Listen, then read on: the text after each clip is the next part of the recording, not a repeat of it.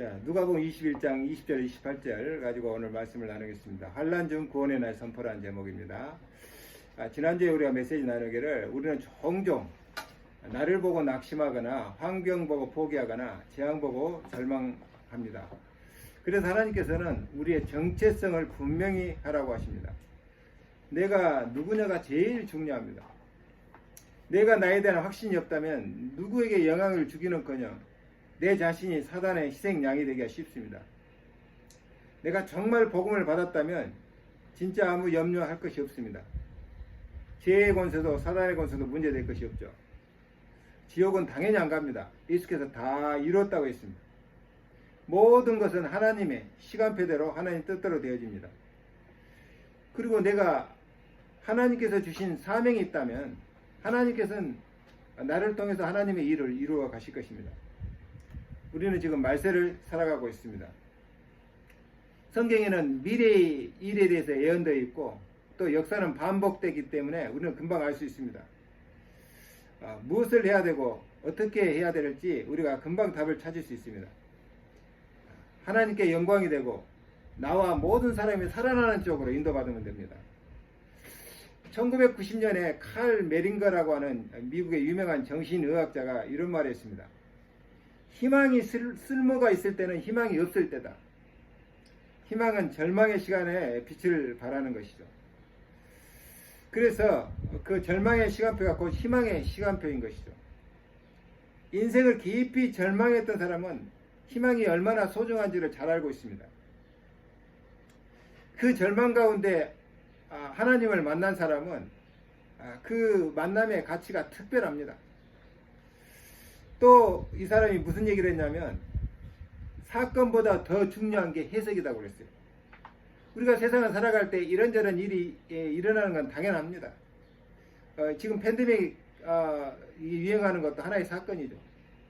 이 사건이 발생했을 때 우리가 어떤 눈으로 그 사건을 바라보고 대처하느냐가 그 결과를 만들고 미래를 만들어냅니다. 우리가 현실에 일어나는 어떤 문제나 사건 보고 원망하거나 신세타랑하거나 또 낙심하면은 우리가 오히려 손해죠. 그 문제 속에서 나를 돌아보고 내 자신을 변화시키는 계기로 삼아야 됩니다. 왜냐하면 사건이라고 하는 것은 당연히 일어날 일이 일어난 것입니다. 그러니까 이 당연하게 일어난 일을 보고 우리가 놀랄 필요는 없죠. 거기서 중요한 하나님의 계획을 찾고 나를 갱신하는 방향으로 인도받으면 됩니다. 또 13개 정신병동을 지어서 많은 정신적으로 어려운 받는 사람들을 치료해 준 이 칼 메링거가 이런 얘기를 했어요. 사랑은 사람을 치료한다. 주는 사람 받는 사람 모두를 치료한다. 사랑은 사람의 아픔을 치료해주는 약이다.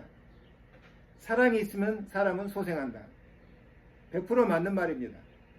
하나님은 사랑이시고 그 최고의 사랑의 표현이 바로 예수 그리스도를 보내서 이 땅의 모든 저주와 아픔을 치유하는 것입니다. 자, 대부분 사람들이 질병이라고 하는 것이 마음의 고통이 쌓여서 생기는 게 대부분입니다. 그래서 우리가 정말 그리스도의 사랑으로 그 사람들을 이해하고 포용하고 감싸 안을 때 그 사람들의 마음이 녹게 되고 이후에 하나님의 말씀이 들어가면 그 사람은 살아납니다. 예수께서 우리를 치유하시는 방법이죠. 그리고 그 복음 메시지가 그 영혼 속에 들어가야 운명이 바뀝니다. 육신의 병을 치료하는 게 목적이 아니고 그 사람의 정신과 그 사람의 영혼을 치유하는 게 목적입니다. 우리가 역사를 통해서 교훈을 얻어야 되겠습니다. 이스라엘 백성이 애굽에 나와서 왜 40년 동안 광야 생활을 했습니까? 모세가 10가지 재앙과 기적을 체험시키면서 이스라엘 백성을 애굽에서 이끌고 나왔어요. 홍해까지 건너면서. 그리고 광야에서 진을 치고 이제 백성을 교육합니다. 왜냐하면 우리가 애굽에서 나오는 것도 중요하지만 이스라엘 백성이 다시는 우상 숭배하는 그런 나라들의 종살이 하면 안 되잖아요. 그래서 그들을 교육하기 위해서 진을 친 것입니다.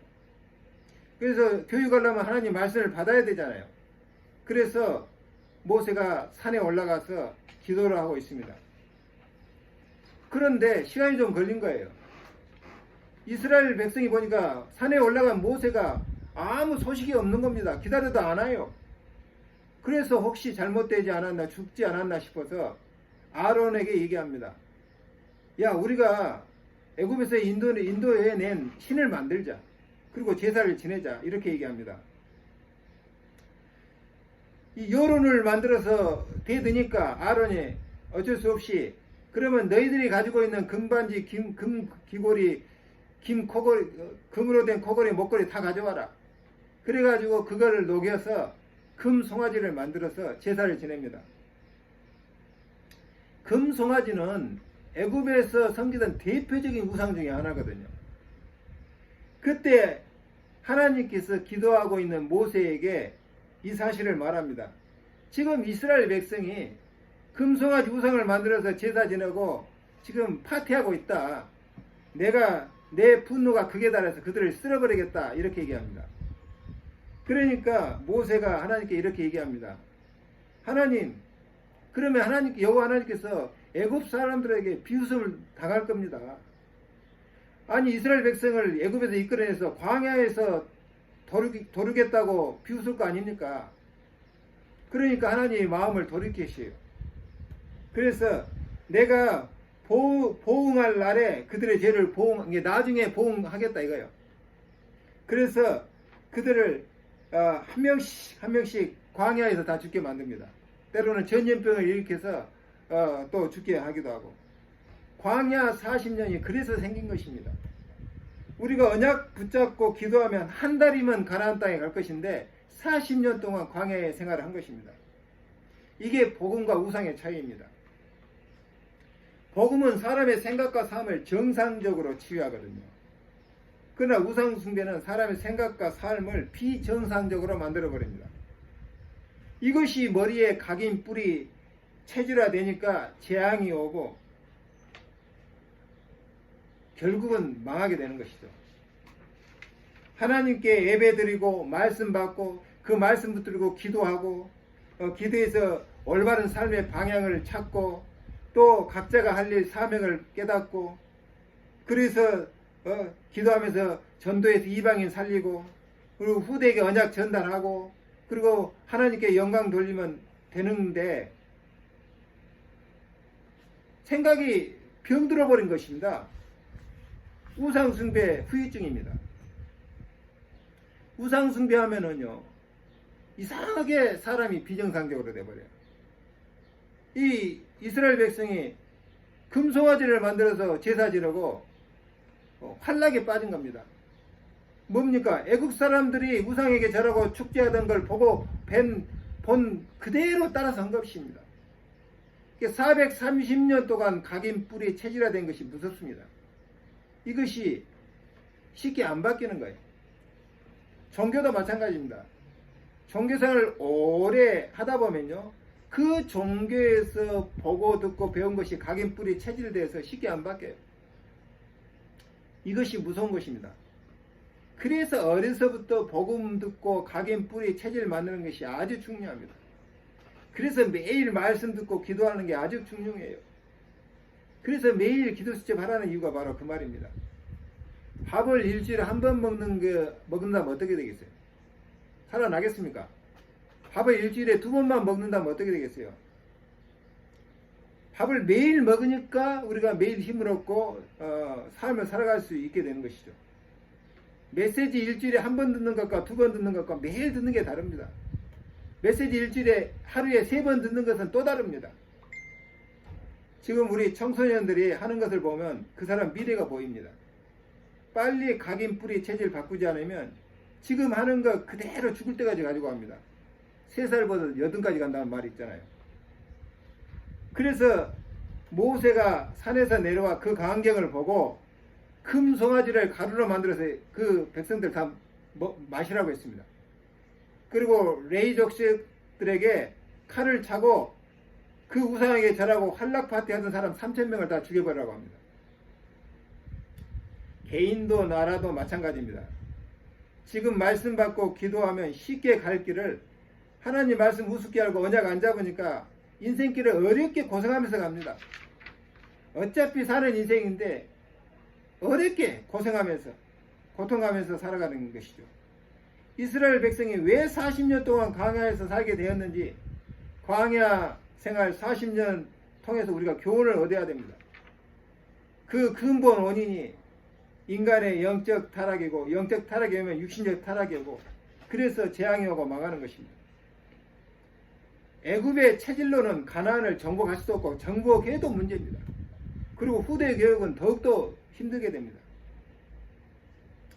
하나님께서는 기적을 통해 일주일 만에 가나안 땅에 들어가게 할 수도 있는데 기적을 행해봤자 그때뿐입니다. 아니 이스라엘 백성이 애굽에서 나올 때 10가지 기적을 체험했잖아요. 그런데 옛날로 돌아가는 데는 며칠 안 걸렸어요. 이만큼 체질이 안 바뀌는 것이죠. 여러분 재앙이 왜 옵니까? 역사를 잘 보시기 바랍니다. 과거에 우리 한국 조선시대 때도 500년 동안 유교와 성리학의 뿌리를 내리고 있어서 생각이 안 바뀌어요. 특히 지배층 사람들이 자기가 가진 부와 명예와 권력을 놓기 싫어하는 겁니다. 아니 전 세계가 산업혁명이 일어나서 다 변하는데 조선은 딱 여기가 좋사오니 하고 안 바꾸려고 하니까 이웃 나라를 통해서 강제로 바꿉니다. 그게 임진왜란이고 그게 일제 36년 재앙입니다. 애굽에서 나왔으면 빨리 깨달아야죠. 우리가 하나님 말씀 놓치고 기도 놓치니까 애굽에서 430년 동안 좋은 생활을 했구나. 너무 억울하다. 우리 후대만이라도 이런 삶을 살지 않도록 우리가 깨서 기도하자 이래야 할 것인데 다시 옛 체질로 돌아가 버렸어요. 안 바뀌니까 하나님의 방법은 재앙을 내려서 깨달으는 것입니다. 그래도 못 깨달으면 망하게 해서 깨닫게 하는 수밖에 없어요. 그게 바로 예루살렘 멸망입니다. 오늘 본문에 보니까 예루살렘 멸망 예고와 인자가 오실라 예고가 되어 있습니다. 우리가 푸른 하늘에 날벼락 같은 말을 들으면 모두들 놀랄 것입니다. 사람들은 대부분이 듣기 좋은 소리를 원합니다. 그러나 때론 불길하거나 안 좋은 예언을 듣기도 합니다. 예루살렘은 멸망할 것이다.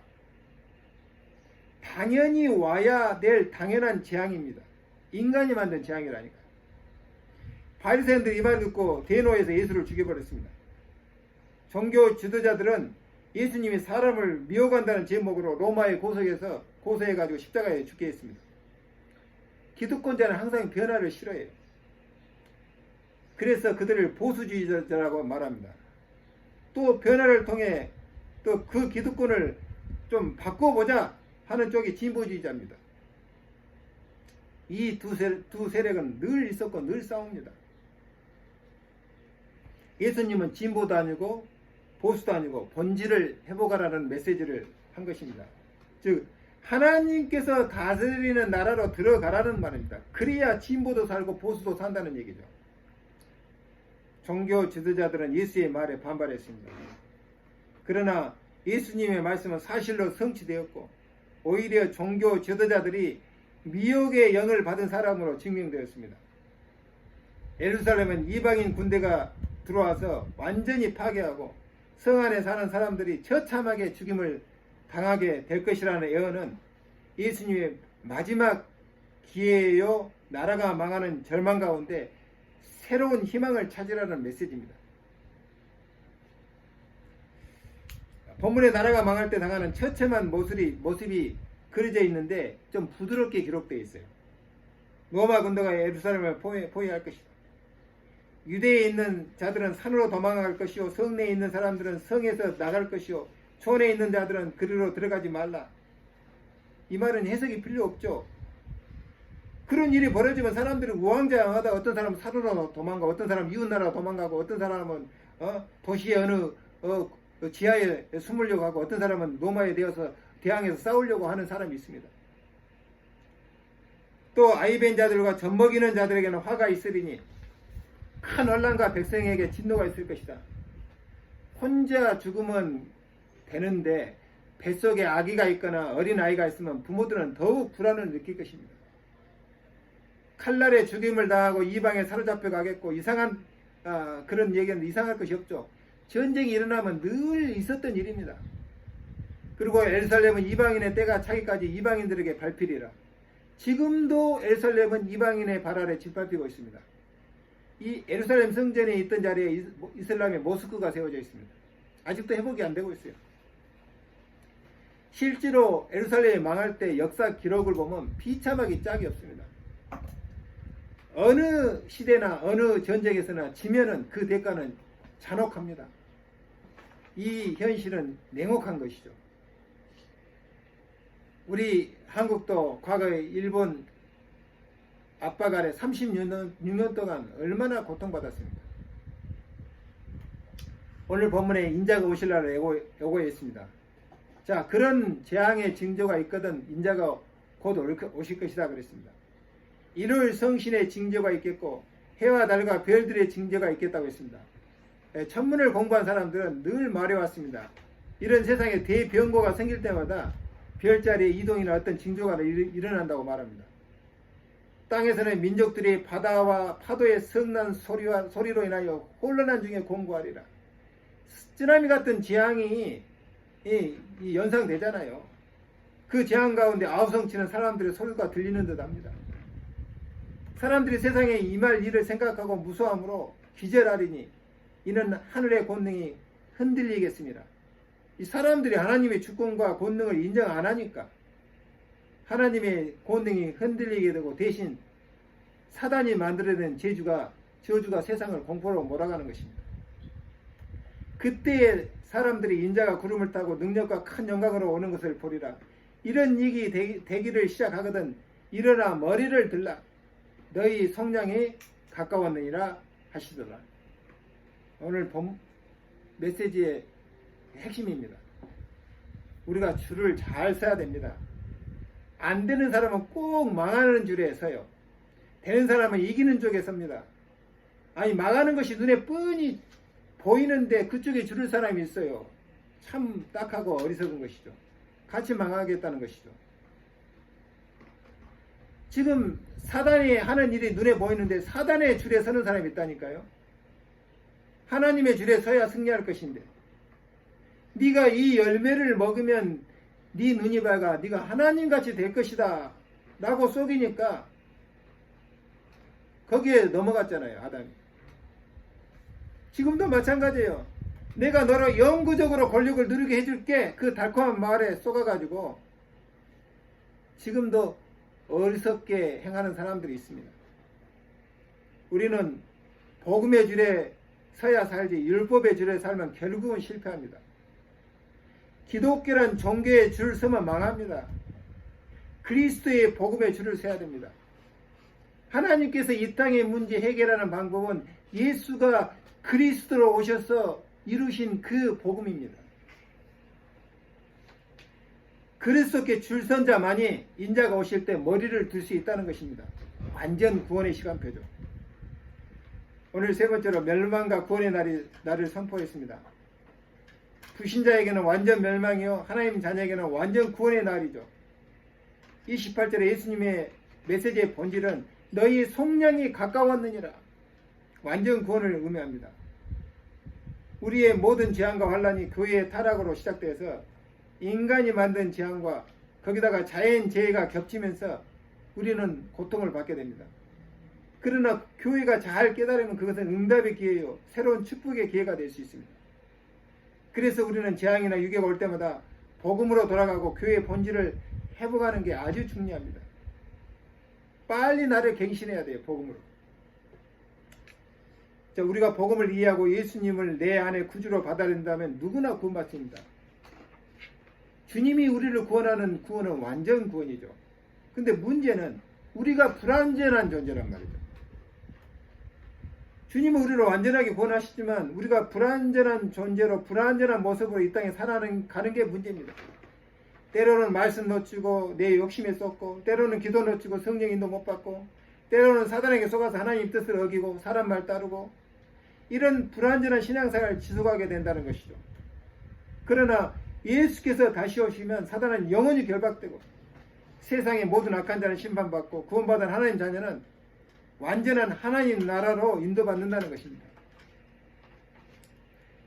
우리에게 구원이 필요한 이유는 더 이상 설명 안 해도 알잖아요. 우리는 태어나면서부터 원죄의 죄인으로 태어난 것입니다. 하나님 모르고 하나님 뜻을 모르고 사는 것 자체가 죄죠. 그래서 우리는 늘 사단의 속아 내 욕심과 이기적 마음으로 범죄하며 살 수밖에 없습니다. 이 본질적인 문제를 해결하시기 위해 하나님께서는 그리스도를 보내시고 그분의 죽음을 통해 우리에게 구원을 선물로 주신 것입니다. 구원받는 데는 아무 조건이 필요 없어요. 왜냐하면 인간의 어떤 조건으로도 구원받을 수 있는 조건을 충족시킬 수 없기 때문입니다. 그래서 오직 하나님의 은혜로서만 구원받습니다. 하나님께서 내게 은혜를 베풀 때 그 은혜에 대한 믿음과 그 하나님의 내미는 구원의 손을 잡을 수 있는 용기만 있으면 됩니다. 아멘.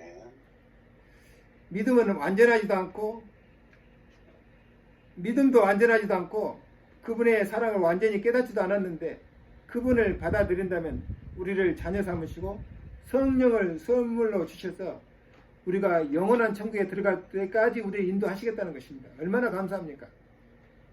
우리의 조건 아무것도 보지 않았습니다. 만일 인간의 어떤 노력이나 종교로 구원에 이를 수 있다면 굳이 우리가 하나님을 믿고 예수 그리스도를 믿을 필요가 없죠.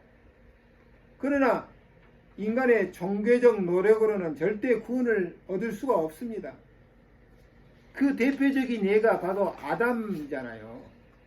아담과 하와가 선악과 따먹고 제일 먼저 하는 것이 자기 벗은 몸을 보고 무화과 나무 잎으로 그 벗은 몸을 가리려고 했잖아요. 왜 그게 보입니까? 하나님의 말씀 듣고 기도할 때는 성령 충만했는데 성령 안 충만하니까 이 벗은 몸 부끄러운 게 보인 겁니다. 그래서 무화과 나무 잎으로 치마를 해서 만들어 몸을 가렸는데 그게 소용이 있습니까? 나무님은 바람만 불어도 말라서 부스러지는 게 나무님이에요. 이게 인간의 노력이고 이게 인간이 만든 종교입니다. 다시 말해서 종교적 행위로는 인간의 문제를 근본적으로 해결할 수 없다. 바꿔 얘기하면 인간이 만든 과학이 구원을 이룰 수가 없다. 똑같은 말입니다. 그래서 오직 하나님의 방법인 복음만이 구원받는 길입니다. 그래서 오직 예수가 그리스도 되시는 복음만이 우리 문제를 근원적으로 해결할 수 있기 때문에 지금도 우리는 예수 이름을 부르고 예수 그리스도 복음을 전하려고 하는 것입니다. 결론입니다. 인자가 오심을 바라고 언약의 여정을 가자는 것이죠. 자, 복음 받은 나는 하나님 편에 서야 됩니다. 그게 기도입니다. 마귀는 늘 우리를 유혹해서 자신의 편에 서도록 유혹합니다. 눈에 보이는 선악과를 내보이면서 말이죠. 그러나 승리는 눈에 안 보이는 것 같지만 하나님 편에 있습니다. 지금도 창세기 3장은 계속되고 있죠. 또 그 다음에 하나님의 계획은 절망 속에 희망을 찾아내는 것입니다. 이것 보고 사명이라고 해요. 하나님께서는 나를 통해 하시고자 하는 일이 있어요. 이걸 발견하는 게 사명이죠. 그리고 하나님께서는 모든 다른 사람들이 구원에 이르기를 원하십니다. 그 자리에 내가 있기를 원하신다고 말해요. 이것이 하나님이 원하시는 납니다. 고통받는 사람에게 희망의 메시지를 전하고 그들을 치유하는 자리에 내가 있으라는 것입니다. 그것이 내가 살고 다른 사람을 살리는 길입니다. 언젠가는 약속대로 주님은 너희가 본 그대로 다시 오신다고 그랬죠? 오실 것입니다. 주님께서 능력과 영광 중에 오실 날을 바라면서 신자들이 머리를 들 날이 올 것이다. 진정 믿음의 사람들이 승리하는 날이죠. 마치 노아가 홍수 재앙이 끝나고 방주에서 나오는 날, 그날과 같은 영광의 날이 될 것입니다. 여호수아가 가나안 땅을 정복하고 승리의 깃발을 꽂는 그 날이 온다 그 말입니다. 지난주에 말했듯이 이 세상에 나의 적은 단 한 사람도 없습니다. 오직 나의 적은 나 자신입니다. 사단은 이미 머리가 박살났고 이 세상은 내가 복음을 누리고 하나님 나라를 이루어가는 공간입니다. 이 세상 모든 사람은 나의 동료요 나와 같이 걸어갈 친구이며 전도 대상자일 뿐입니다. 그들에게 하나님의 사랑으로 전도를 하며 새로운 미래를 열어가다가 우리는 주님을 맞이하게 될 것입니다. 우리는 말씀에 가슴을 담고 기도의 불을 지피면서 언약의 여정을 가는 것입니다. 세상의 재앙과 환난은 당연히 오는 재앙입니다. 와야 될 필연적인 이유가 있기 때문입니다. 거기서 절대적인 하나님의 계획을 찾아내는 것이 최후의 승리자입니다. 그래서 우리는 흔들릴 이유가 없습니다. 어차피 우리는 나그네 인생 살다 가는 것이죠. 그 순례자는, 나그네는 그 언약, 그 여행의 여정의 시간표를 보고 가는 것입니다. 하나님은 아브라함을 불러서 믿음이 뭔지를 알리는 믿음의 온조의 여정을 가게 했죠. 하나님께서 요셉을 통해서 승리의 여정이 무엇인지 보여주는 그 승리의 여정을 가게 했습니다. 하나님께서는 모세를 불러서 애굽의 종이 되어버린 이스라엘을 회복하는 회복의 여정을 걸어가게 했습니다. 하나님께서는 어린 사무엘을 불러서 언약 성취의 그 여정을 걸어가게 했습니다. 또 하나님께서는 바울과 베드로를 불러서 꼭 필요한 세계 복음화가 무엇인지 알게 하는 전도의 여정을 걸어가게 했습니다. 시대에 따라, 우리의 사명에 따라, 내 나이에 따라 내가 걸어갈 여정이 있습니다. 이 어려운 시기에 전염병 재앙과 경제 재앙과 4차 산업으로의 전환기의 혼란 중에 내가 걸어갈 언약의 여정을 하나님은 준비하셨다니까요. 기도로 그 길을 찾아내는 것이 응답입니다. 재앙 보고 흔들리거나 사람 말에 휩쓸리거나 눈에 보여지는 현상 보고 놀라서 불안해할 필요가 없습니다. 시간은 하나님의 뜻을 따라 움직여 갑니다. 말씀 따라 그 언약의 여정을 가다 보면 어느 날 승리의 날이 올 줄로 믿습니다. 이번 주에도 말씀을 묵상하면서 힘을 얻길 바라고, 여러분의 가야 될 언약의 길이 뚜렷이 비전으로 보여지는 축복이 있기를 주의 이름으로 축원합니다. 기도하겠습니다. 하나님 감사합니다. 오늘 이 환난 중에 구원을 선포하신 주님을 바라보게 하시니 감사합니다. 재앙은 당연히 일어날 재앙이요, 필연적 이유가 있고, 그 재앙 가운데 하나님의 절대적 계획을 찾아내는 자가 결국은 응답의 주인공이요 승자가 된다고 하는 메시지를 들었습니다. 오늘 이 말씀을 가슴에 담고 기도하다가 하나님의 성령의 충만을 얻게 하시고, 미래에 내가 걸어갈 언약의 길이 바로 눈앞에 보는 것처럼 보여질 수 있도록 응답하여 주시옵소서. 예수님의 이름으로 기도하옵나이다. 아멘.